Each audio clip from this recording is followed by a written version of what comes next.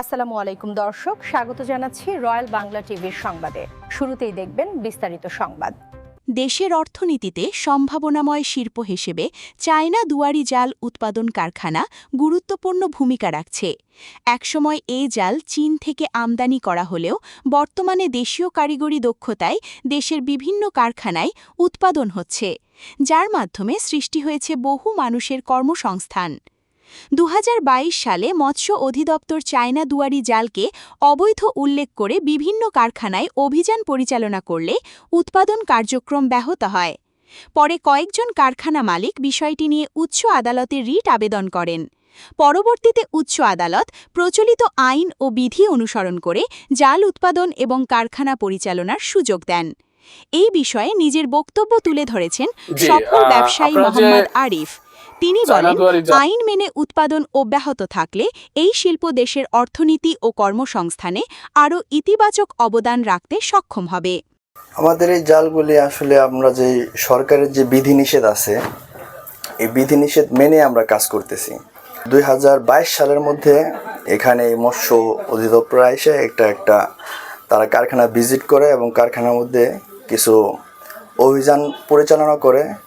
সেই ক্ষেত্রে আমরা হাইকোর্টে একটা রিট করি।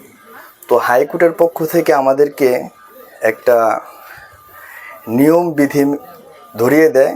ওই নিয়ম বিধি অনুযায়ী মেনেই আমরা কাজ করতেছি এবং হাইকোর্টের মহামান্য হাইকোর্ট আমাদেরকে এই রিট আকারে এই কাজটা করার সুযোগ দিতেছে। আমাদের যে বনন, প্রোডাকশন এবং গুডাউন মজুদ এবং আপনার ক্যারি, এগুলি সব অনুমোদন দিয়েছে। ওই বিধিনিষেধ মেনে আমরা কাজ করতেছি। হাইকোর্টের অনুমোদন হলো আপনার আমরা এই হাইকোর্টের কাছে যে বিষয়টা, যে তারা 1950 সালে যে গেজেট মৎস্য সুরক্ষা ক্ষেত্রে মাছ ধরার স্থায়ী ফাঁদ, এই জিনিসটাকে তারা অবৈধ বলছে। 1950 সালের গেজেট মাছ ধরার স্থায়ী ফাঁদ, কিন্তু এই চায়না দুয়ার জালটা এটা মাছ ধরার স্থায়ী ফাঁদের মধ্যে পড়ে না।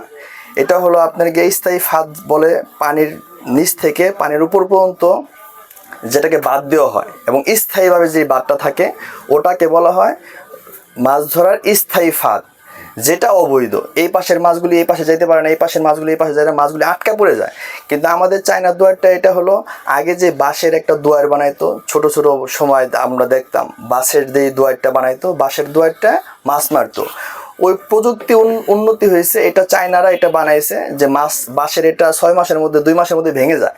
এটা ওই জায়গায় বাঁশের জায়গায় লোহা দিছে, লোহা দেওয়ার পরে এটা নেট দিয়ে যাতে এটা না পচনশীল না হয়, এটা 2-3 বছর একটা জেলে মানুষ ইউজ করতে পারে। যার কারণে এটা আপনার টিকসই বেশি হয়, যার কারণে মানুষ এটা ব্যবহার করে। কিন্তু এটা বাঁশের সেই দুয়ারের পরিবর্তে এই দুয়ারটা ব্যবহার হইতেছে। সেক্ষেত্রে হাইকোর্টের এই রিট আপনাদেরকে অনুমোদন দিয়েছে, মৎস্য অধিদপ্তরের বলা বক্তব্য কি?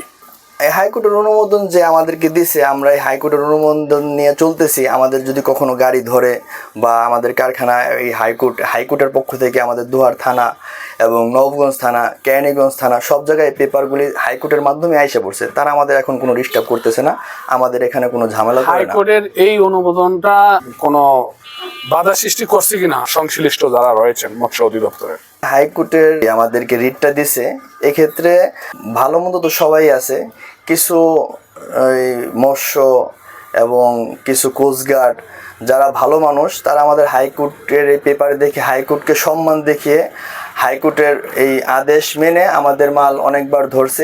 এরপরে আমরা যখন কাগজ দেখাইছি, তারা আমাদেরকে মাল একটা অনাপত্তি পত্র সাপেক্ষে আমাদের মাল আমাদের কাছে ছেড়ে দিয়েছে এবং আমাদের কাছে বুঝাই দিয়েছে।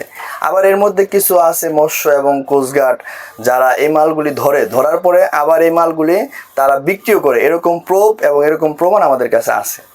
তারা নিজেদের শক্তি প্রয়োগ করে হাইকোর্টের কমান্ড না মেনে নিজেদের ক্ষমতার অপব্যবহার করে তারা এই মালগুলি ধরে জিম্মি করে এবং এই মালগুলি পরবর্তীতে তারা বিক্রি করে, এই প্রুফও আমাদের কাছে আছে।